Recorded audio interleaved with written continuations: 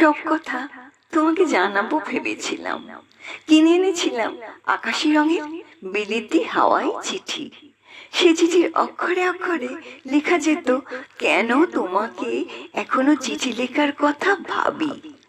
লেখা যেত, আমাদের উঠোনে কামিনী ফুল গাছে এবার বর্ষায় ফুলের ছড়াছড়ি। তুমি আর একটু কাছে থাকলেই বৃষ্টি ভেজা বাতাসে সে সৌরভ তোমার কাছে পৌঁছতো। আর তোমার উপহার দেওয়া সেই স্বচ্ছন্দ বিড়াল ছানা এখন এক মাথা মোটা অতিকায় হলো। সারা রাত তার হুঙ্কারে পাড়ার লোকেরা অস্থির। তোমাকে জানানো যেত, এবছর কলকাতায় গ্রীষ্ম বড় দীর্ঘ ছিল। এখন পর্যন্ত বর্ষার আবহাওয়া খুব সুবিধে নয়। এদিকে কয়েক মাস আগে নিউ মার্কেট অর্ধেকের বেশি পুড়ে ছাই।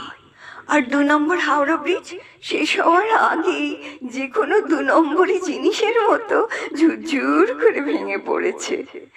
এদিকে এর মধ্যে আবার নির্বাচন এসে গেল, অথচ কে যে কোন দলে কার পক্ষে তা আজও জানা গেল না। কিন্তু এসব কথা তোমাকে কেন জানাবো? এসব খবরে তোমার এখন কোনো প্রয়োজন নেই। অথচ এর থেকেও কি যেন তোমাকে জানানোর ছিল।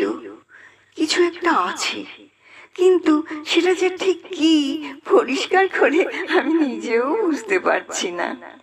টেবিলের একপাশে কাঁচের কাগজ চাপার নিচে ধুলোয় বাতাসে বিবর্ণ হয়ে আসছে হাওয়াই চিঠি।